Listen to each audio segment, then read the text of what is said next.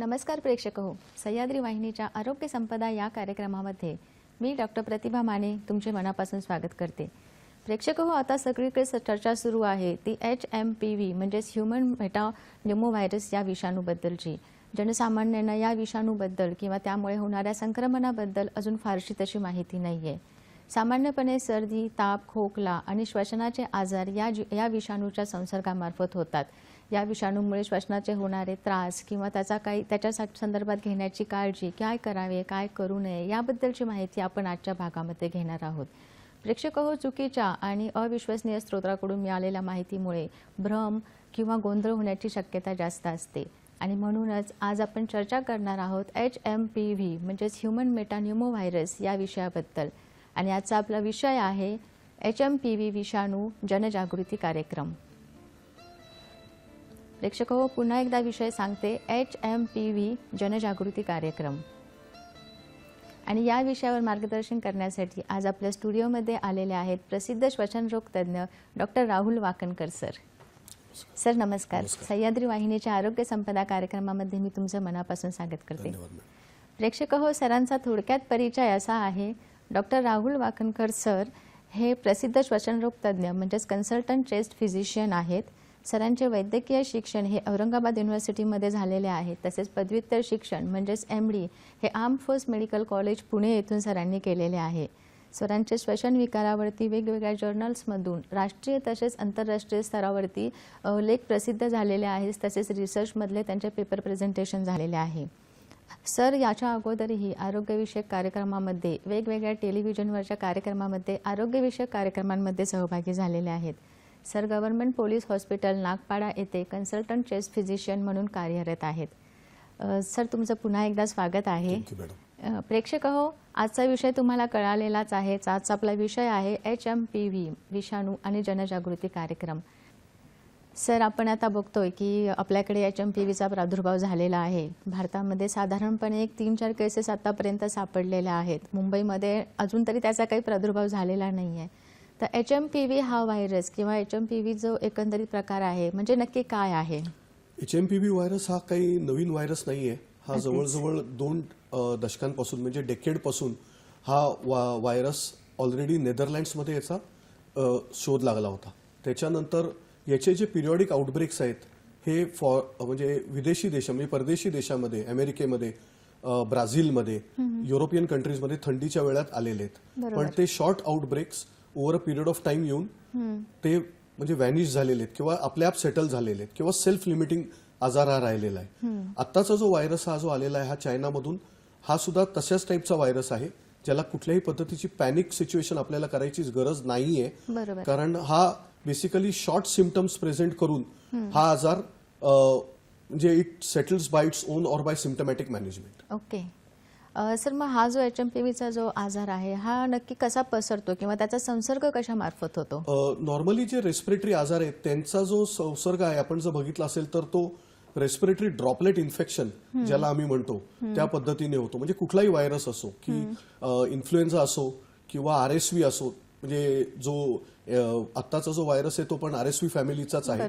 तर तो व्हायरस सुद्धा हे सगळे रेस्पिरेटरी बोन इन्फेक्शन, त्याच्यानंतर पुअर हायजीन आपण ज्याला म्हणतो, म्हणजे आता आपण सगळ्यांनी जवळजवळ मास्क कमी वापरायचं केलेलं आहे। तर तोंडावर जसं इन ट्रॅव्हलिंगमध्ये जर रस्त्यावर जे लोक स्पिटिंग करतात किंवा जे लोक ओपन एअरमध्ये कॉफिंग करतात किंवा स्नीजिंग करतात किंवा कंटॅमिनेटेड गोष्ट जर आपल्या घरामध्ये एखादी असेल आणि अनफॉर्च्युनेटली आपण तेव्हा असाल आणि रिपीटेडली जर if you have got an म्हणजे आपल्याला जर हॅबिट असेल की आपले म्हणजे hands back to the face असं आपण म्हणजे म्हणतो, त्या 3 it becomes as a harbour source of infection for HMPV virus. Okay प्रेक्षक हो, HMPV हा जो व्हायरस आहे हा अगदी नवीन नाहीये। जसं कोविडमध्ये झालं होतं त्या प्रकारे हा जो व्हायरस आहे हा खूप पूर्वीपासून बाहेरच्या देशामध्ये जसं नेदरलँड आहे, चायना आहे, ब्राझील आहे, सरांनी आता सांगितलंच आहे, तर तो तशा प्रकारचा व्हायरस आहे। त्यामुळे गोंधळून जाण्याची किंवा पॅनिक होण्याची बिलकुल गरज नाहीये। आणि याचं जे इन्फेक्शन होतं ते ड्रॉपलेट म्हणजे खोकल्यामुळे, शिंकल्यामुळे त्या ड्रॉपलेट म्हणजे त्याच्याशी संपर्क आल्यामुळे ह्याचा प्रसार होऊ शकतो. बरोबर. तर सर HMPVचा जो संसर्ग होतो त्याच्यानंतर साधारण किती दिवसामध्ये लक्षणे दिसतात आणि ती लक्षणे कोणत्या स्वरूपाची असू शकतात? आता जसा हा रेस्पिरेटरी व्हायरस आहे तर HMPVची जी लक्षणं मेनली जी दिसणार ती एक साधारण 1 ते 6 दिवसामध्ये दिसतात किंवा 7 दिवसामध्ये संसर्ग झाल्यापासून कारण तो शॉर्ट ऍक्टिंग आहे, रॅपिड रिझल्ट ओरिएंटेड आहे आणि तो क्विक डिस्पोज पण होतो. बरोबर. तर आता त्याच्यामध्ये जे दिसतं ते मोस्ट कॉमन आहे ते खोकला, जो कोरडा खोकला जो असतो तो, आणि तो नॉर्मली जो व्हायरस आहे तो अपर रेस्पिरेटरी ट्रॅक पर्यंत लिमिटेड राहतो. तर त्याच्यामध्ये खोकला, सर्दी, त्याच्यानंतर काही केसेसमध्ये तोंडाची चव जाणे, भूक कमी लागणे, फार रेअरली कोविड बरोबर कन्फ्युजन होऊ शकतं की बाबा जे अॅनॉस्मिया म्हणतो आम्ही, स्मेल जाणे, अशा पद्धतीचं पण त्यांचं प्रेझेंटेशन होऊ शकतं. जर आता कुठलाच व्हायरस एका एरियापर्यंत राहील असं सांगू शकत नाही, तर त्याच्यामुळे तो व्हायरस समजा लोअर रेस्पिरेटरी ट्रॅक म्हणजे बिलो द वोकल कॉर्ड जर गेला तर मग ट्रेकियायटिस, त्याच्यानंतर निमोनिया किंवा मग सिरियस फॉर्म ऑफ इन्फेक्शन हे कुठल्याही व्हायरस डिझिजेसमध्ये आपल्याला होऊ शकतात. बरोबर. सर हे जे श्वसनाचे जे आजार होत आहेत जसं तुम्ही सांगितलं निमोनिया आहे किंवा याच्यानंतर काही त्याचे फर्दर कॉम्प्लिकेशन्स होऊ शकतात का इन्फेक्शन झाल्यानंतर? आता कसं आहे की जर व्हायरस लोअर रेस्पिरेटरी ट्रॅकमध्ये गेला तर येस आपल्याला मग अर्जंटली आपल्या जे मेडिकल स्पेशलिस्ट किंवा हॉस्पिटल किंवा कॅज्युअल्टी याला कन्सल्ट करायला लागेल, कारण तो आपल्याला विषय निग्लेक्ट करता येणार नाही. जोपर्यंत तो अपर रेस्पिरेटरी ट्रॅकमध्ये राहतोय म्हणजे सायनसायटिसच्या फॉर्ममध्ये, ड्राय कॉफच्या फॉर्ममध्ये, तोपर्यंत आपल्याला अलर्टनेस बाळगायला लागेल.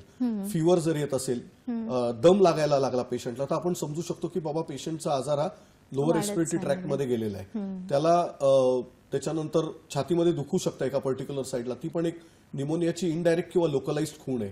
आणि रेअर केसेसमध्ये, नॉट ऑल, पण ARDS म्हणून प्रेझेंटेशन म्हणजे आपण ज्याला म्हणतो की अॅक्यूट पल्मनंट लंग सिंड्रोम सारखं प्रेझेंटेशन होऊ शकतं. असे कमी पेशंट पण हे ICU मध्ये जाऊ शकतात. पण तो जो एज ग्रुप आहे तो फार एक्स्ट्रीम एज ग्रुप आम्ही ज्याला म्हणतो तो आहे, म्हणजे आयदर 1 to 5 years किंवा 0 to 1 year. तिसरी कॅटेगरी आहे greater than 50-55 years or 65 years. आणि चौथी जी महत्वाची कॅटेगरी आहे की इम्युन सप्रेस पेशंट्स, म्हणजे ज्या पेशंटला कॅन्सरची हिस्ट्री आहे, ज्या पेशंटला ब्लड कॅन्सर होऊन गेलाय, लंग कॅन्सर होऊन गेलाय, ज्या पेशंटच्या प्रेग्नन्सी आहेत म्हणजे जे प्रेग्नंट आहेत लेडीज त्यांना, त्याच्यानंतर ज्यांना इम्युन सप्रेस्ड आजार, ज्यांचे लंग ट्रान्सप्लांट किंवा लिव्हर ट्रान्सप्लांट किंवा रिनल ट्रान्सप्लांट झालेले, ही एक महत्वाची कॅटेगरी आपण विसरू शकत नाही. बरोबर. प्रेक्षक सरांनी सांगितलेलं आहे की ज्यांना कॅन्सर होऊन गेलेला आहे, लहान मुलं असतील साधारणपणे 0 ते 5 वर्षामधली किंवा वयोवृद्ध असतील किंवा गर्भिणी असेल, यांना याचे चान्सेस किंवा याचे संसर्ग होण्याचं प्रमाण हे जास्त असतं. तर सर जेव्हा संसर्ग होतो तर त्याची आपण टेस्टिंग कशा प्रकारे करतो? त्याच्या काही स्पेशल टेस्ट वगैरे आहेत का? कसं आहे की आता जेव्हा हा आजार इतके वर्ष वेस्टर्न वर्ल्डमध्ये होता तेव्हा तो अपर रेस्पिरेटरी इन्फेक्शन म्हणून, आउटब्रेक्स म्हणून आला. आणि आपण जर बघितलं असेल की वेस्टर्न कल्चरमध्ये किंवा परदेशी देशामध्ये फ्लू हा खूप तिथे लाईफ थ्रेटनिंग असतो. विसाविस इंडियन याच्यामध्ये आपल्याला बॅक्टेरियल निमोनियास किंवा TB अशा आजारांनी आपल्याकडे पेशंट जास्ती आढळतात. तिथे सीझनल व्हेरिएशन जे होतं आणि जी एक्स्ट्रीम कोल्ड क्लायमेट असतं, जे काही ऑक्टोबर किंवा November downward steel next 4 months, याच्यामध्ये सेकंडरी इन्फेक्शनमुळे पेशंटना जास्ती म्हणजे मॉर्टॅलिटीचा सामना आपल्याला किंवा बघायला मिळू शकतो तिकडे. तर अशा पेशंट्सना आपल्याला डायग्नोसिस म्हणजे 2 पद्धतीने करता येतं. एक तर हाय इंडेक्स ऑफ क्लिनिकल सस्पिशन, म्हणजे जे ट्रीटिंग डॉक्टर असतील त्यांना सस्पिशन. पण आता आपल्याकडे अजून क्लिअरली एस्टॅब्लिश नाहीये, पण आता नॅशनल इन्स्टिट्यूट ऑफ व्हायरॉलॉजी आणि all India institute of medical sciences Nagpur इथे 2 सॅम्पल्स आता पेशंटचे पाठवलेले आहेत फॉर चेकिंग. कारण हे आता PCR टेक्निक आहे, ज्या पद्धतीने आपण नेझल स्वॅबवर हे चेकिंग करतो, किंवा लेट स्टेजेसमध्ये ब्लड एलायझा मेथडनी त्याचे अँटीबॉडी डिटेक्शन, या 2 पद्धतीने आपण त्यांचं इव्हॅल्युएशन करू शकतो. अच्छा, मग ह्या सगळ्या ज्या टेस्ट आहेत त्या साधारण सरकारी रुग्णालयामध्ये किंवा नाही, अजून सरकारी रुग्णालयामध्ये म्हणजे इनफॅक्ट त्या टेस्ट अजून परदेशी देशामध्ये. पण आता कसं झालं की कोविड नंतर हा टेस्टचं व्हॅल्यू इम्पॉर्टन्स वाढलेलं आहे. आता 20-22 वर्षामध्ये आपण HMPVचं काही म्हणजे ऐकलं असेल पण वाचलं असेल आणि विसरलो पण असू. पण आता कसं आहे, जसे टेक्निक्स आणि सायन्स ऍडव्हान्स होत आहे तसं मग आपल्याला ह्या टेस्ट डेव्हलप करायला लागतील. जर पॉप्युलेशन किंवा जर maximum number of patients are getting hospitalised किंवा जर maximum number of patients are getting affected or becoming more and more to the casualty. पण मी म्हटलं तसं की करंटली त्याची पॅनिकची सध्याची सिच्युएशन नाहीये as per the western data किंवा इनफॅक्ट इंडियन डाटा अजून यायचा आहे की it is still limited to the upper respiratory tract. Yes, few patients they do get lower respiratory tract infections, but that is because of they fall in this type of 3 categories. हे पेशंटचा recovery time सुद्धा fast असतो, जवळजवळ 3 ते 5 दिवस किंवा maximum आठवड्याभरामध्ये हे patients quickly recover होतात. इन्फंट किंवा पीडियाट्रिक पॉप्युलेशन, सिनियर पॉप्युलेशनला थोडा अधिक अवधी लागू शकतो, पण तो जर सेकंडरी इन्फेक्शन काही झालं नाही तर रिकव्हर होतो. अच्छा. प्रेक्षक सरांनी खूप चांगल्या पद्धतीने सांगितलं आहे की हा जो आजार आहे HMPVचा हा खूप कमी कालावधीसाठी असतो आणि तो स्वतः तो बरा होऊ शकतो. त्याच्यामुळे गोंधळून जाण्याची किंवा पॅनिक होण्याची काहीच गरज नाही आहे. सर, पुढचं असं विचारायचं आहे की आता सामान्य लोकांना ज्यावेळेला एखादा आजार होतो त्यावेळेला पटकन दवाखान्यात जाण्यापेक्षा आपण काय करू शकतो आणि काय टाळू शकतो हे सगळ्यात महत्त्वाचं असतं. पहिली गोष्ट, जर आजार झाला, रेस्पिरेटरी सिम्पटम्स आले तर सेल्फ मेडिकेशन करू नका. बरोबर. नंबर 1. दुसरी गोष्ट, आपले जे लोकल डॉक्टर्स आहेत म्हणजे लोकल फॅमिली फिजिशियन किंवा फिजिशियन किंवा सुपर स्पेशालिस्ट अकॉर्डिंगली त्यांना आपल्याला कॉन्टॅक्ट करायला लागेल. कारण की आपल्याला की पुढे कसं कॉम्प्लिकेशन होणार आहे आजाराचं हे आता अजून आपल्याला त्याच्याबद्दल क्लॅरिटी नाहीये. त्याच्यानंतर जसं आपण या आजारामध्ये असं लो सॅच्युरेशन असं कुठे असं डायग्नोस्ड किंवा असं त्याचा एवढा डिटेल डाटा जसा कोविडमध्ये होता तसा नाहीये. So close observation, meet the doctor and keep observation, take symptomatic treatment from your doctor आणि अकॉर्डिंगली ऍक्ट, असं मी सजेशन देईन. ओके. पण सर, साधारणपणे ज्यावेळेला सामान्य लोक बाहेर पडतात नोकरीच्या निमित्ताने किंवा कामाच्या निमित्ताने त्यावेळेला आपल्याला कळत नाही की नक्की कोण इन्फेक्टेड आहे किंवा कोण चांगला पर्सन आहे. पॉप्युलेशन मध्ये it is at least in our setup it is extremely difficult की आपल्याला किती लोक इन्फेक्टेड असतील किंवा काय असेल. म्हणूनच तो अपर रेस्पिरेटरीला लिमिटेड आहे आणि 2 डिकेड आपल्याकडे पत्ता सुद्धा लागला नाही की बाबा असा व्हायरस येऊन गेला किंवा काय झालं. पण ॲटलिस्ट एक सोशल डिस्टन्सिंग, हँड वॉशिंग ज्याला आपण म्हणतो, त्याच्यानंतर युझिंग ऑफ मास्क म्हणजे फॉर युअर ओन प्रोटेक्शन आणि protection of the others. So it's like a self barrier to all of us. अशा पद्धतीने वापरून आपण तो आजाराला आपण लिमिटेशन करू शकतो. ओके. प्रेक्षक हो, खबरदारीचा उपाय म्हणून तुम्ही साधारणपणे सोशल डिस्टन्सिंग ठेवू शकता. सगळ्यात महत्त्वाचं म्हणजे मास्क वापरू शकता की जेणेकरून हा जो संसर्गजन्य आजार आहे HMPV हा पसरू नये, विषाणूमार्फत एकातून दुसऱ्याकडे होऊ नये. त्यामुळे मास्क वापरणं, सोशल डिस्टन्सिंग मेंटेन करणं, हात वेळेवर धुणं, तसेच कुठल्याही यूज केलेल्या गोष्टी जसं की हॉस्पिटलमध्ये वगैरे गेल्यानंतर कुठेही स्पर्श न करणं, ह्या प्रकारची आपण काळजी घेऊ नये की जेणेकरून आपल्याला HMPVचा संसर्ग होणार नाही. सर, HMPV झाल्यानंतर कुठली खबरदारी घ्यायला पाहिजे? आता आपल्याकडे सध्या तरी HMPVला ॲज सच अजून तरी कुठली डायरेक्टली म्हणजे इझिली अवेलेबल स्वॅब टेस्ट अजून आलेली नाहीये. ते आता जे आहे ते फक्त 2 ठिकाणी आहे. जसं मी म्हटलं, नॅशनल इन्स्टिट्यूट ऑफ व्हायरोलॉजीला सॅम्पल पाठवलंय, बरोबर, पीडियाट्रिक पेशंटचं जो आजचा डाटा आहे, आणि दुसरं जे आहे ते एम्स नागपूरला पाठवलेलं आहे. आपण आता महाराष्ट्रापुरतं लिमिटेड राहिलो तर. आणि याच्यासाठी खबरदारी म्हणजे की जी ट्रीटमेंट पार्ट जी आहे ती आपल्याला जसं डॉक्टरला कन्सल्ट करूनच आपल्याला पुढे जायला लागेल. बरोबर. कुठल्या प्रकारचं आहे? मग सर, ज्यावेळेला आपण ट्रीटमेंट घेतो किंवा ज्यावेळेला आपण डॉक्टरांकडे जावं त्याला डिफरन्शियल डायग्नोसिस म्हणजे वेगवेगळ्या श्वसनाच्या आजारांमध्ये आपण आता त्याला कसं आहे की will have to do a diagnosis by exclusion. जो आपल्याकडे डिझीज धावत असतो त्याचा सर्वात अधिक विचार करणे, बरोबर, जे डॉक्टर्स असतात त्यांनी. कारण त्याला डायरेक्ट लॅब टेस्ट किंवा सिरम टेस्ट इतक्या इझिली आपल्याकडे कुठल्याच सेटअपमध्ये अवेलेबल नाहीये.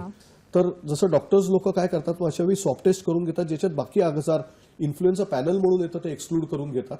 त्याच्यामध्ये इन्फ्लुएन्झा A, B, कोविड आणि H1N1 हे आजार आपण रूल आउट करून टाकतो. आता हे जर निगेटिव्ह आले, पण हे आपण एक्स्ट्रीम केसेससाठी आपण रिझर्व ठेवूया. आपण जनरल पॉप्युलेशनसाठी सध्या लोक म्हणजे सोशल डिस्टन्सिंग काही प्रमाणामध्ये which is not possible every now and then, at least using a basic mask, not to touch your hands at various objects in the hospital, किंवा हाताने स्वतःच्या तोंडाला किंवा कुठे स्पर्श कमीत कमी करणे ज्यांनी तो व्हायरसचा सोर्स परत ऍक्टिव्हेट होईल. कारण त्याचं जे इन्फेक्शन आहे ते एअरबोर्न डिझीज आहे, हे रेस्पिरेटरी किंवा ड्रॉपलेटमुळे. तर तो एरिया जरी आपण टाळला तरी आपण बराच जो ट्रान्समिशन आहे ते कमी करू शकतो. अगदीच. प्रेक्षक हो, ही चर्चा आपण अशी सुरू ठेवणार आहोत. आपल्याला एक फोन येतोय मंगल आपटे पुण्यावरून. हॅलो. हा मी मंगल बोलते की मला असं विचारायचं की व्हायरल आता सुरू झालाय, बाहेरच्या ठिकाणी गर्दीत जाताना मास्क वापरणं किंवा भीमसेनी कापूर घेणं हे कितपत योग्य आहे? आणि बाहेरच्या ठिकाणी गेल्यानंतर लहान मुलांना वयस्कर लोकांनी किती काळजी घ्यावी? सारखं हात धुणं वगैरे तर गरजेचं आहेच, पण तरी सुद्धा अजून किती काळजी घ्यावी हे मार्गदर्शन करू शकाल का? खाण्यापिण्याचा आहार? नक्कीच आता जो प्रश्न आहे की आपला मास्क लावणं हे जसं that is the easiest solution. Hand washing हे सुद्धा आपल्याला पॉसिबल आहे, कारण आपण हे सगळं कोविडमध्ये केलेलं आहे. भीमसेनी कापुरीचा डाटा कुठेही आपल्याकडे अजून आमच्या टेक्स्टबुक्समध्ये नाहीये आणि त्याच्यावर अजून अभ्यासही झालेला नाहीये, तर त्याच्यामुळे हे उत्तर माझ्याकडे आता किंवा आमच्या सायन्सकडे नाहीये. आणि चौथा जो प्रश्न विचारला आहार, तो आम्ही आता पुढे घेणार आहोत. That should be a balance diet. जसं आपण व्हायरल इन्फेक्शन मध्ये मी थोडक्यात सांगायचं तर बॅलन्स डाएट घेणे, पण सिनियर जनरेशन जे जेनेटिक पॉप्युलेशन किंवा जे आजारी लोक आहेत आधीपासून, समजा ज्यांना पूर्वी टीबी होऊन गेलाय किंवा ज्यांना इंटरस्टिशियल लंग डिझीज आहे, ज्यांना ब्रॉन्किएक्टायसिस आहे, अशा लोकांची जरूर काळजी घ्यावी. त्यांचं एज आपण बघू नये, कारण त्यांना हे व्हायरस जसं अटॅक करायची शक्यता सगळ्यात जास्ती प्रमाणात राहते, कारण त्यांचं ओरिजिनल लंग स्ट्रक्चर जे आहे ते वीक झालेलं असतं. आणि खाण्यामध्ये व्हिटॅमिन सी हे सुद्धा म्हणजे जसं आपण कोविडला केलं होतं काही प्रमाणात, की व्हिटॅमिन सी आणि बाकी झिंक प्रिपरेशन हे डॉक्टरच्या सल्ल्याने किंवा तज्ज्ञांच्या सल्ल्याने घ्यावं, पण अजून त्याचा असा क्लिअर कट डाटा कुठेही नाहीये. ओके सर, आता आपण जे ह्याच्याबद्दल बोलत आहोत इन्फेक्शन झालेल्या पेशंटबद्दल, तर जसं क्वारंटाईन किंवा आयसोलेशन वगैरे करायची काही गरज आहे का? आता जो रेस्पिरेटरी आजार आहे तो अपर रेस्पिरेटरी पर्यंत आहे, तर त्याचं जे ट्रीटमेंट जे आहे मी म्हटलं तसं की मास्क वापरणे आहे आणि सिम्पटोमॅटिक ट्रीटमेंट. समजा उद्या जर खोकला झाला असेल तर त्याच्यावर लोकली इलाज करणे किंवा आपल्या फॅमिली डॉक्टरकडे जाऊन किंवा एक बेसिक स्पेशलिस्टकडे जाऊन इलाज करणे असं राहील. त्याच्यानंतर सर्दी झाली असेल किंवा व्हॉइस चेंज झाला असेल तर त्या पद्धतीने त्याचं आपल्याला ट्रीटमेंट करणे. आता आपल्याला वाटतं की माझे आजार किंवा माझा जो डिझीज आहे तो मॅजिकली रिव्हर्ट व्हावा, पण तसं होत नाही. जरी व्हायरस बॉडीमध्ये गेला किंवा जरी त्यांनी अपर रेस्पिरेटरी ट्रॅकला अटॅक केला तरी त्याचा रिव्हर्सल टाइम सुद्धा साधारण पुढचे 10 ते 15 दिवस राहतो. म्हणजे एक अप्रॉक्सिमेटली, असं काही फिक्स असं नाहीये. प्रोव्हाइडेड आपण एक स्टँडर्ड एक 20, 22, 25 वर्षाचा एक मनुष्य हेल्दी मनुष्य धरला ज्याला बाकी काही आजार नाहीये, तरी सुद्धा त्याची जी सिम्पटम रिव्हर्सल किंवा आता स्मेल गेली किंवा उद्या जर त्या पेशंटला ॲपेटाईट कमी झालेली असेल तर असं नाही की बाबा माझी उद्या खोकला सेटल झाला की माझी ॲपेटाईट परत येईल, नाही. The sequence comes as per the patient's own body immunity, so that cannot be defined quantitatively here. अच्छा सर, आयसोलेशन करायची तशी काही गरज नाहीये. मास्क वापरणे हे त्याच्यातलं म्हणजे यू कॅन से इष्ट साधन आहे किंवा करेक्ट साधन आहे. आणि हँड वॉशिंग जसं आपण कम्प्लीट सॅनिटायझेशन जसं डिफिकल्ट आहे कारण ते आताच्या धकाधकीच्या जीवनामध्ये, पण ऍटलीस्ट बाबा स्वतःचे हात धुणे आणि मेन म्हणजे आपण रस्त्यावर न थुंकणे किंवा तोंडावर न खोकला करणे किंवा जे लोक ओपन एअर मध्ये स्नीझिंग करतात यांच्यावर काहीतरी स्ट्रिक्ट ऍक्शन घेऊन त्यांना हा आजार म्हणजे तो पार्ट जर आपण हँडल केला तर बऱ्याच गोष्टी आपल्या कंट्रोलमध्ये येतील. म्हणजे इनफॅक्ट बाकीचे रेस्पिरेटरी आजार सुद्धा आपल्याला कंट्रोलमध्ये पसरणार नाही, त्याचा प्रादुर्भाव होणार नाही. सर, आपण ज्यावेळेला आता ह्याचा विचार करतोय तर चिकित्सा कशी करावी लागेल, कारण की आता आपल्याकडे नवीनच आजार हा आलेला आहे. तर आपल्याकडे चिकित्सा म्हणजे याच्यामध्ये आता डायग्नोसिस जे आपण म्हणतो, तर याच्यामध्ये डायग्नोसिससाठी आपण normally basic blood investigation as a supportive tool धरतो. जसं आपण धरलं की सीबीसी धरलं, किडनीचं फंक्शन धरलं, लिव्हर फंक्शन धरलं, शुगर धरली, थायरॉइड धरलं, आणि आपण ऍडव्हान्स स्टेजेसमध्ये म्हणजे जसं आता पेशंट बरा होत नाहीये तर मग त्याचा छातीचा एक्सरे, लागला तर सायनसचा एक्सरे, कारण तो कोरायझा किंवा सायनसायटिस पण करतो. त्याच्यानंतर ऍडव्हान्स स्टेजेसमध्ये इझिली अवेलेबल अजून नाहीये पण पॉसिबल आहे, आता होईल ते काही काळामध्ये. जर आजारांनी उग्र रूप धारण केलं की बाबा मॅक्सिमम ऍडमिशन जर व्हायला लागल्या तर मग त्याला स्वॅब टेस्ट करणे, जशी आपण पूर्वी केली होती, थ्रोट स्वॅब करणे किंवा नेझल स्वॅब करणे, पीसीआर टेस्ट. आणि सेकंडली काही दिवसानंतर, जसं इमिजिएटली नाही, जसं 7 ते 10 दिवसानंतर जर आपल्याला वाटलं नाही बाबा मला अजूनही बरं नाही वाटत आहे, मग अँटीबॉडी चेकिंग ब्लडमध्ये एलायझा मेथडनी हे करणं आपल्याकडे बंधनकारक राहील. अच्छा, सर, तुम्ही श्वसनरोग तज्ज्ञ आहात, चिकित्सक आहात, त्याच्यामध्ये तुम्ही बरेचसे लंग ट्रान्सप्लांट वगैरे मध्ये तुमचा इंटरेस्ट आहे. तसं तुमचा काय एक्सपिरियन्स आहे, म्हणजे अशी ज्यावेळेला एखादी साथ येते किंवा अशी ज्यावेळेला एपिडेमिक्स होतात त्याला नक्की कशी काळजी घ्यावी किंवा चिकित्सेचं स्वरूप कसं असायला पाहिजे? चिकित्सेचं स्वरूप मेन म्हणजे जसं मी म्हटलं तसं की जे ट्रान्सप्लांटचे पेशंट ही वेगळी कॅटेगरी आहे. बरोबर. तर ते इम्युन सप्रेस्ड असतात, तर त्यांना तर आम्ही खास लक्ष द्यायला सांगतो. त्यांना ट्रॅव्हल अवॉइड करतो. त्याच्यानंतर कुठलाही सर्दी, खोकला, ताप, दम किंवा कुठलाही त्यांना जर काही सिम्पटम्स डेव्हलप झाले, सर्दी सुद्धा, तरी आम्हाला रिपोर्ट करायला सांगतो. आणि मेन म्हणजे एक जनरल पॉप्युलेशनसाठी निमोकोकल आणि इन्फ्लुएन्झा व्हॅक्सिन आणि चिकन पॉक्स व्हॅक्सिन हे आपल्याकडे चांगल्या पद्धतीने अवेलेबल आहेत. हे एस्टॅब्लिश्ड व्हॅक्सिन्स आहेत, हे काही आता नवीन आलेले नाहीयेत. It is time tested vaccine. तर ते आपण जर घेतलं तर बरेच आजार त्याची इंटेन्सिटी कमी होईल. मी असं काय म्हणणार नाही की 0 होईल, पण येस की जर 100% आजार होणार असेल तर त्याची इंटेन्सिटी 70 वर येईल. हॉस्पिटलायझेशन काही टळणार नाही, पण त्याचं जे फ्रिक्वेन्सी राहील ती ओरल किंवा जसं हॉस्पिटलाइज होणार असेल तर तो ओपीडी बेसिसवर मॅनेज होईल. तर त्याची इंटेन्सिटी किंवा फ्रिक्वेन्सी आपण मिनिमम करायचा प्रयत्न करू शकतो. ओके. प्रेक्षक हो, ही चर्चा आपण अशी सुरू ठेवणार आहोत. आपल्याला एक फोन येतोय रमेश उगले पालघरवरून. हॅलो. नमस्कार डॉक्टर. हा, नमस्कार. मग मी पालघरहून रमेश उगले बोलतोय. हा, बोला. माझा प्रश्न असा आहे की अशा या रोगापासून बचाव करण्यासाठी शाळेत जाणारी जी लहान मुलं आहेत आणि जे 60 वर्षाच्या वर जे सिनियर सिटीजन आहे त्यांनी साधारणतः काय काळजी घ्यायला पाहिजे? 60 जे हे दोन धन्यवाद रमेशजी, तुमचा प्रश्न आलेला आहे. हे जे 2 एक्स्ट्रीम कॅटेगरी आपण मेन्शन ह्याच्यामध्येच तो सगळ्यात जास्ती कॉमन आहे. आणि तिसरी कॅटेगरी जी मी म्हटली ती immune suppress group of patients, जो मी ऑलरेडी सांगितलं, लंग कॅन्सर किंवा ट्रान्सप्लांट किंवा HIV किंवा प्रेग्नेंट लेडीज. तर याच्यामध्ये काळजी म्हणजे हँडवॉश, म्हणजे साबणाच्या रुटीन हँडवॉश जे आपण करतो ते घरी अजून स्ट्रिक्टली करणे. शाळा तर सध्या तरी चालू राहील कारण तसा तो आजार माइल्डर फॉर्म मध्ये आहे. आपल्या मुलावर किंवा मुलीवर लक्ष ठेवणे, त्यांना नवीन काही सिम्पटम होत नाहीये ना ते चेक करणे, आणि एक मास्क लावणं ऍटलीस्ट जर जात असतील तर कुठे बाहेर. कारण आपल्या इकडचे लोक थोडंसं म्हणजे म्हणतो तसं की ते थोडेसे नंतर अनहायजेनिक होऊ शकतात. म्हणजे रस्त्यावर जसं थुंकणं वगैरे ते टाळण्यासाठी, आपल्या प्रोटेक्शनसाठी आणि आपण एक स्वतःसाठी बॅरियर करण्यासाठी मास्क जर घराच्या बाहेर जात असेल तर लावणं. आणि जर आत्ता कुठे जायची जरूर नसेल तर एक थोडा काळासाठी एक घरी थांबलं तरी आय थिंक काही म्हणजे एक सॉर्ट ऑफ छोटंसं कोविड, पण असं सेमी कोविड, पण असं डायरेक्टली नाही, not in a severe form, not to get panic, असा मी मेसेज देईन. बरोबर. प्रेक्षक हो, गरज असेल तेव्हाच घराच्या बाहेर पडा. घराच्या बाहेर पडल्यानंतर लहान मुलांची आणि वयोवृद्धांची काळजी म्हणून त्यांना मास्क लावणं किंवा सॅनिटायझर कॅरी करणं आणि त्यांना याच्याबद्दल एक जनजागृती करणं, म्हणजे त्यांना ह्या गोष्टींबद्दल समजावून सांगणं, ह्या गोष्टी आपण एक घरातून खबरदारी म्हणून घेऊ शकतो. सर, आपण निमोकॉकल व्हॅक्सिनबद्दल बोलत होतो. म्हणजे एक प्रिकॉशनरी म्हणा किंवा एक आजार होऊ नये म्हणून आपण ही व्हॅक्सिन देऊ शकतो. पण निमोकॉकल व्हॅक्सिन ही त्याचं शेड्यूल काय असतं, कोणत्या वयात आणि कोणाला देऊ शकतो? निमोकोकल व्हॅक्सिन हे 2 पद्धतीचे आहेत आता, म्हणजे जे आता मार्केटमध्ये अवेलेबल आहेत. काही US मार्केटमध्ये पण आहेत, पण त्याच्याबद्दल मी आता उल्लेख करणार नाही.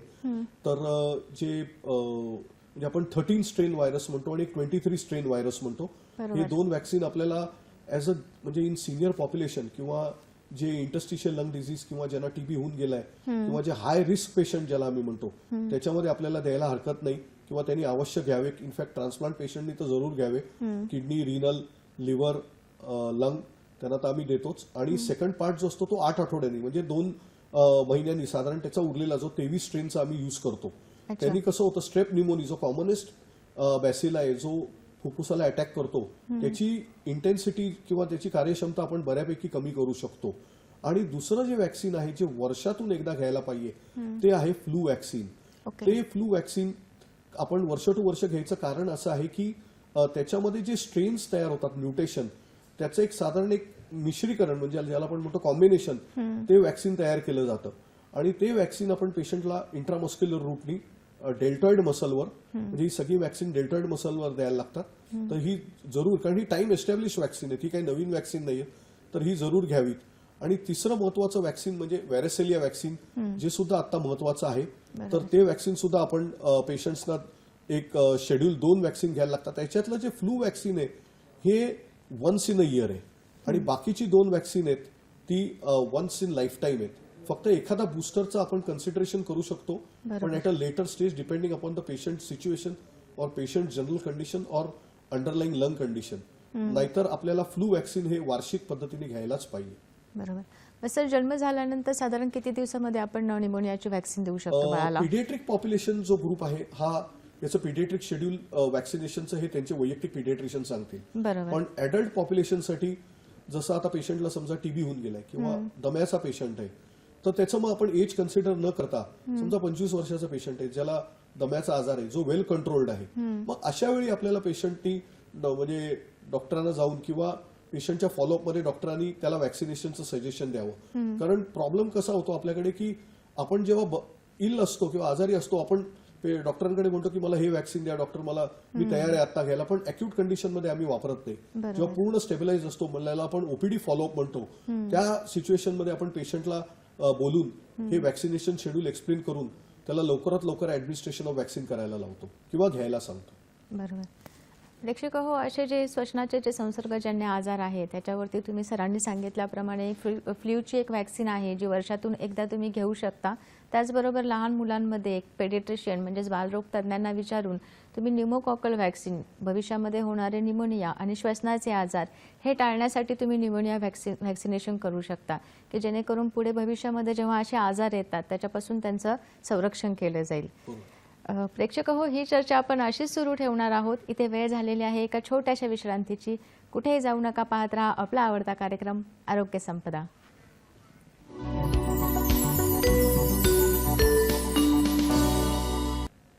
नमस्कार प्रेक्षक हो, ब्रेकनंतर तुमचं पुन्हा एकदा स्वागत आहे. आणि आज आपण चर्चा करत आहोत HMPV विषाणूबद्दल जनजागृती कार्यक्रम, आणि या विषयावर मार्गदर्शन करत आहेत प्रसिद्ध श्वसनरोग तज्ज्ञ doctor Rahul Wakankar sir. Sir, आपण वॅक्सिनेशनबद्दल बोलत आहोत, तर आता आपण HMPV बद्दल खूप सारं बोललेलोच आहोत, पण नक्की वॅक्सिन अवेलेबल आहे का किंवा त्याच्यासाठी प्रिकॉशनरी आपण काही करू शकतो का? कसं आहे की HMPV वर अजून वॅक्सिन अवेलेबल नाहीये, कारण आता जवळजवळ आपण बघितली तर 20 वर्ष झाली हा आजार आपल्याकडे, म्हणजे त्याला 2 डिकेड्स म्हणतो, तर हा व्हायरस आहे, पण यांनी असा विशेष आपल्याला त्रास दिलेला नाहीये. बरोबर. फॉरेन कंट्रीजमध्ये किंवा परदेशीमध्ये तो एक आउटब्रेक म्हणून येतो.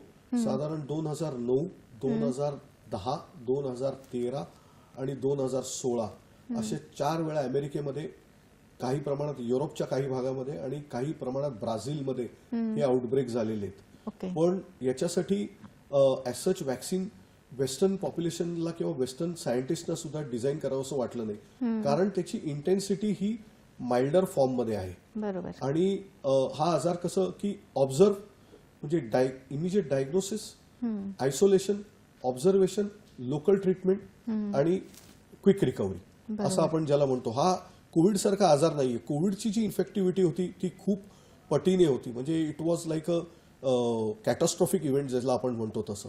पण या आजाराचं तसं नाहीये. It is a quick to recover, quick to get आणि somewhat quick to exit also. तर त्याच्यामुळे अशा पेशंटना आपण कुठल्याही पद्धतीचे अग्रेसिव्ह मॅनेजमेंट किंवा कुठल्याही पद्धतीचं अग्रेसिव्ह थेरपी अशी न करून त्याला लोकल डॉक्टरकडे किंवा एक प्रायमरी डॉक्टरकडे जाऊन त्याच्यावर ट्रीटमेंट घेणे आणि मेन सावधानता किंवा अलर्टनेस किंवा दक्षता ठेवून त्या आजारावर पुढे प्रोग्रेस होत नाही ना, हे आपल्याला बघायला लागेल. कारण पूर्वी जेव्हा कोविडचा आजार होता तेव्हा जे केसेस रॅम्पंटली स्प्रेड, त्याची इन्फेक्टिव्हिटी रेट म्हणतो आम्ही ज्याला, जो इट वॉज into 1000 टाइम्स, पण तसं या केसमध्ये नाहीये. म्हणून याच्यावर कुठल्याही पद्धतीचं वॅक्सिनेशन अजून सायंटिस्टना आत्ताच्या घडीला तरी डिझाईन करावं असं वाटलेलं नाहीये. चायनामध्ये जे आउटब्रेक झालाय, जो सगळ्यांच्या मनामध्ये प्रश्न आहे की का बाबा हा आउटब्रेक झालेला आहे, त्याचं महत्वाचं कारण आहे की चायनाची जी होती ती 0 टॉलरन्स पॉलिसी होती. म्हणजे कोविडच्या दरम्यान त्यांनी इतकं स्ट्रिक्ट आयसोलेशन केलं होतं, इतकं स्ट्रिक्ट सोशल डिस्टन्सिंग आणि मास्क वापरले होते की it is very difficult to beat the cycle or to move out of the house also. तर त्याच्यामुळे कसं झालं की आता कोविडला जवळजवळ 5 वर्ष झाली आणि 5-6 वर्ष, आणि आता लोकांचे सगळ्यांचेच जगामध्ये फेस मास्क आता खाली आहेत किंवा जवळजवळ कमी लोक फेस मास्क वापरतात.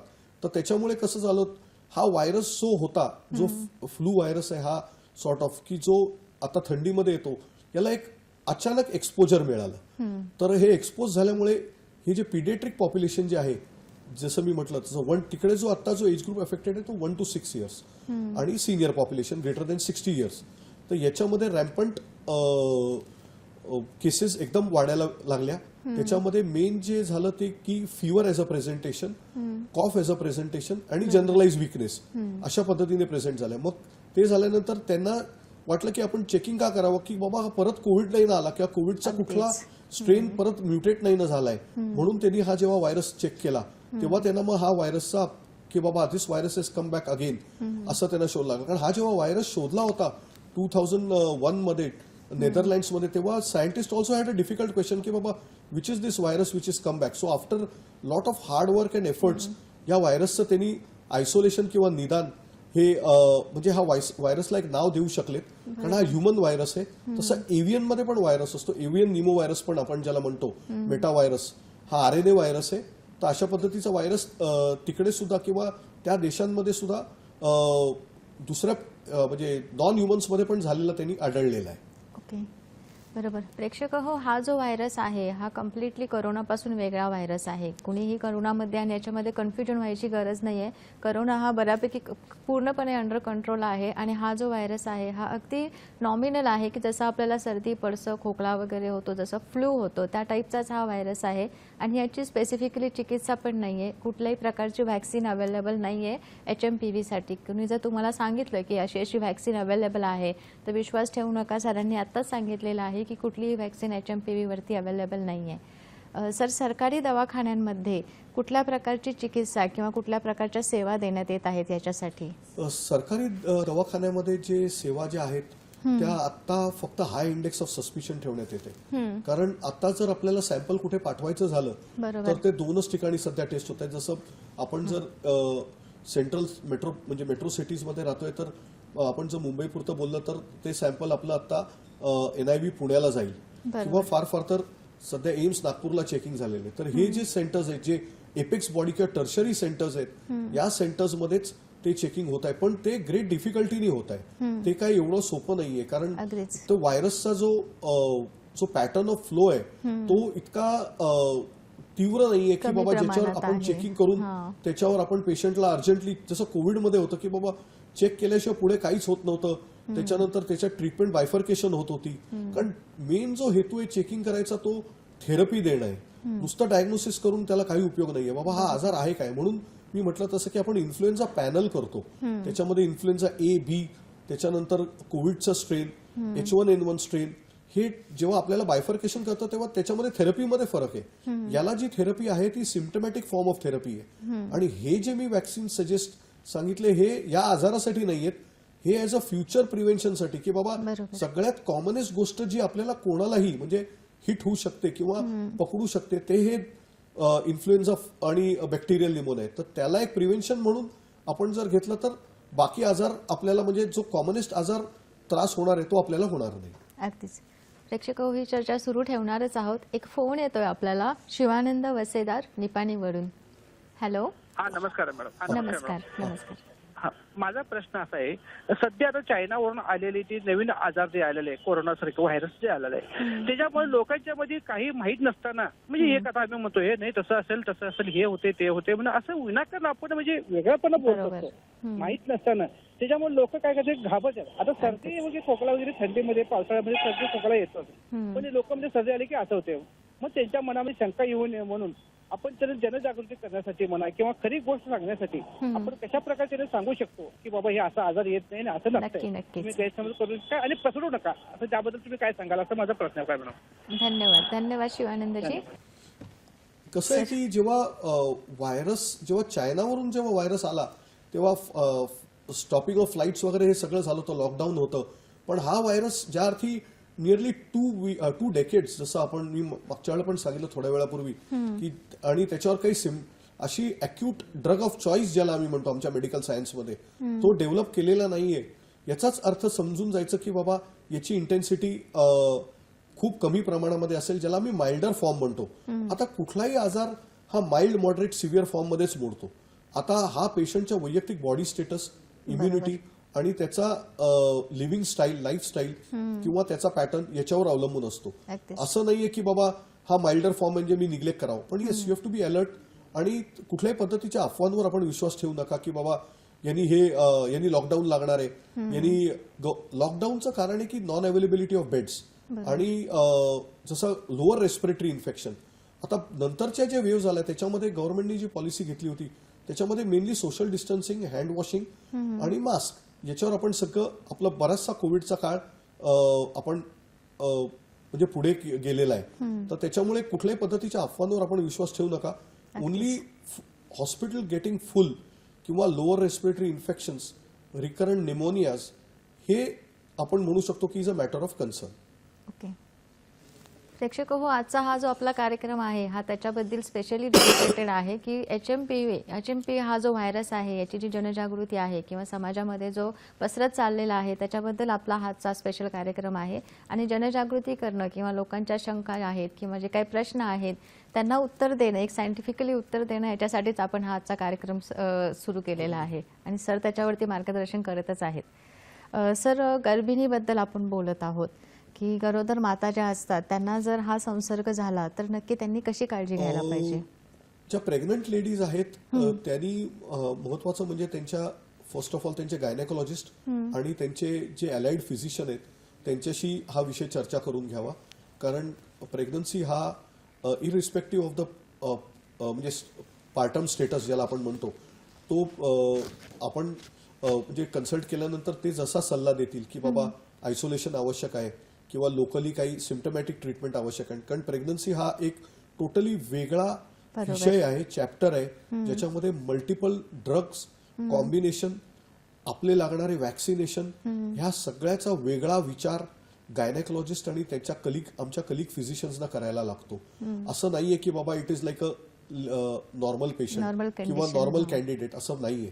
तर त्याच्यामध्ये साधी कुठली अँटीबायोटिक घेताना सुद्धा आम्ही गायनॅकला विचारून घ्या, कारण त्याचा कुठलाही इफेक्ट, टेरॅटोजेनिक इफेक्ट ज्याला आम्ही म्हणतो प्रेग्नन्सीवर होणार नाही ना याची खात्री करतो.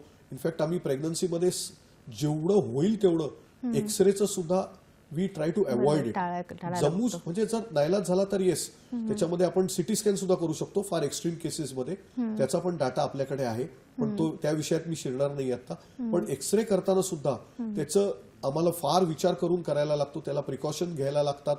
त्याच्यासाठी वापरणाऱ्या रेडिएशनची आम्हाला रेडिओलॉजिस्टची चर्चा करायला लागते, ज्यांनी मिनिमम हार्म आपल्या पेशंटला आणि त्या फिटसला होईल अशा पद्धतीचा विचार करून आपल्याला कुठलंही औषध देताना राईट फ्रॉम बेसिक मेडिकेशन ज्याला आम्ही म्हणतो, try to avoid medication, give basic medication आणि consult your doctor periodically at a step. म्हणजे उदाहरणार्थ सांगायचं तर साधा अँटीबायोटिक चालू करताना सुद्धा आम्हाला विचार करायला लागतो की बाबा करू का नको, सूट होईल की नाही, त्याचा डोस परत. So it is like we are extremely cautious. It's like seeing 10 patients at one time. म्हणजे it's like a serious consideration for such category of groups. त्याला आम्ही हाय रिस्क कॅटेगरी म्हणतो. ओके. असं ही चर्चा आपण अशी सुरू ठेवणार आहोत. एक फोन येतोय आपल्याला देवयानी जळगाववरून. हॅलो. हॅलो. हा, नमस्कार देवयानीताई, बोला. हा, आमच्या बाळाला सर्दी असते नेहमी, कफ राहता, खोकला, बस नेहमी सर्दीच राहते त्याला. सर्दीच नाही. किती वर्षाचं आहे बाळ तुमचं? तो आता 4 वर्षाचा आहे. ठीक आहे, ठीक आहे. धन्यवाद देवयानीताई, तुमचा प्रश्न आलेला आहे. चांगला प्रश्न आहे की जेव्हा हा जो कॉफ आहे जो आता जो फोनवरून सांगितलाय त्या कॉफला आपण क्रॉनिक कॉफ म्हणतो. बरोबर. हा अॅक्यूट कॉफ नाहीये. याचे जे असतात ते सगळे अॅक्यूट प्रेझेंटेशन, मी म्हटलं तसं 1 ते 6 दिवस, आठवडाभर, त्याच्या पुढे गोइंग द डाऊनहिल लॅडर आणि सेटलमेंट, असं आपण एक फॉर्म्युला लक्षात ठेवूया. पण जेव्हा क्रॉनिक कॉफ असतो त्याचा पूर्ण वेगळा विचार करायला लागतो. क्रॉनिक कॉफचे भरपूर कारणं आहेत. त्याच्यामध्ये राईट फ्रॉम चेस्ट इन्फेक्शन, दम्याचा आजार, त्याच्यानंतर मुलाला बाकी कुठला हृदयाचा आजार नाही ना, त्याच्यानंतर डिलिव्हरी नॉर्मल टाइमला झाली आहे ना बाबा, whether it was a painful म्हणजे सिझर सेक्शन मध्ये काही प्रॉब्लेम नाही ना झालाय, आणि आपल्याला पिडियाट्रिशियनला कन्सल्ट करून क्रॉनिक कॉफचं निदान आपल्याला करायला लागेल. आणि येस, या केसमध्ये आपल्याला एक दक्षता ठेवायला लागेल की पेशंटला जर ताप यायला लागला किंवा काही अजून त्याला कॉम्प्लिकेशन, म्हणजे 4 वर्षाचा आहे पण अजून काही नवीन बाबा ब्रेथलेस झाला पेशंट, तर मग आपल्याला डॉक्टरला इमिजिएटली दाखवून त्याच्यावर डायग्नोसिस आणि निदान करून विचार करायला लागेल. पण क्रॉनिक कॉफला आपल्याला या आजाराच्या व्यतिरिक्त पण सुद्धा विचार करायला लागतो. बरोबर. प्रेक्षक हो, ही चर्चा आपण अशी सुरू ठेवणार आहोत. आता वेळ झालेली आहे एका छोट्याशा विश्रांतीची. कुठेही जाऊ नका, पाहत राहा आपला आवडता कार्यक्रम आरोग्य संपदा.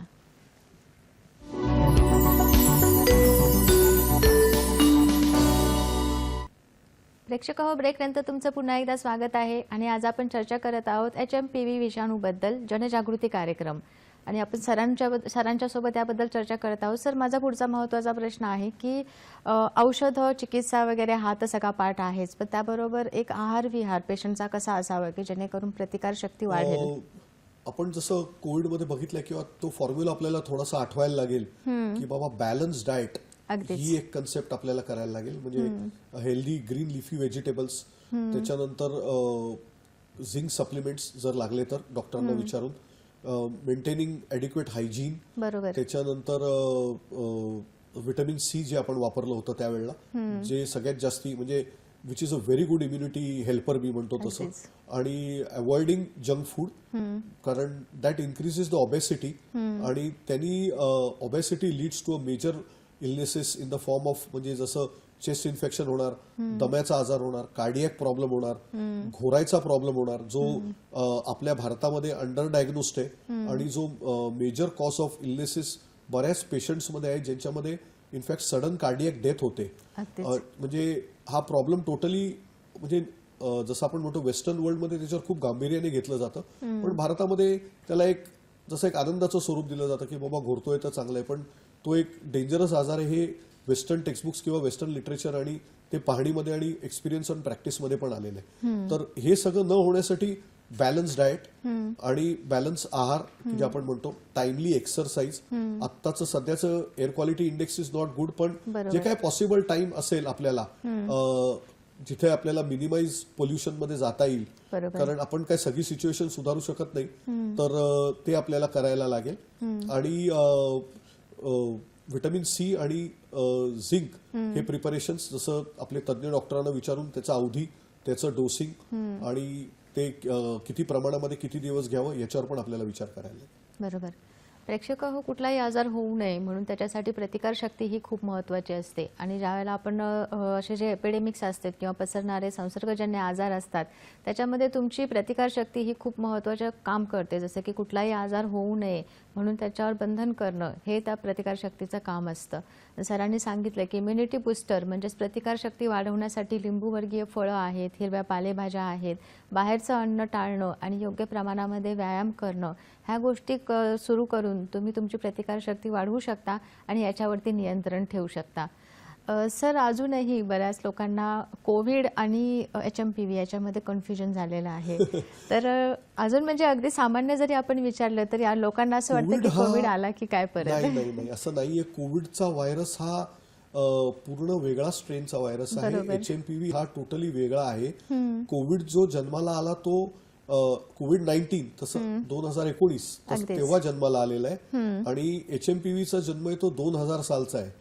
आणि त्याचे जे आउटब्रेक्स आहेत ते रिपीटेडली झालेले आहेत. बिफोर कोविड मी म्हटलं तसं 2009, 10, 13, 15, 16 या दरम्यान झालेले आहेत. पण कोविडचा आउटब्रेक जेव्हा मध्ये होता, लॉकडाऊन होतं, परिस्थिती खूप खराब होती, बेड्स नव्हते, त्याची ट्रीटमेंट डिफाईन नव्हती, ट्रीटमेंटमध्ये व्हेरिएशन येत होतं, वॅक्सिनेशन नवीन होते, त्याच्यामुळे हा आणि त्याचं स्ट्रक्चरच वेगळं आहे.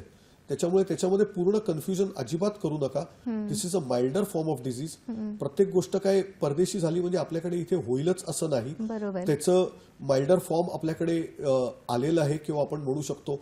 आज आपल्याकडे सर्दी, खोकला, फ्लू, इन्फ्लुएन्झा तर बऱ्याच जणांना होतो, पण आपण काय प्रत्येक वेळेला त्याच्या मागे HMP झाला किंवा कोविड झाला असं एक थॉट न आणून त्याच्यावर सिम्पटमॅटिक ट्रीटमेंट घेऊन ऑब्झर्वेशन किंवा एक प्रॉपर गायडन्स आणि फॉलोअप हे घेणं इष्ट आहे. कारण बरेच वेळा पेशंट सांगतात की मला कोविड झालाय डॉक्टर, तुम्ही चेक करूया. आता पेशंटचा मान आम्हाला ठेवायला लागतो, पण करून घेतो, पण we know that is not the clinical scenario.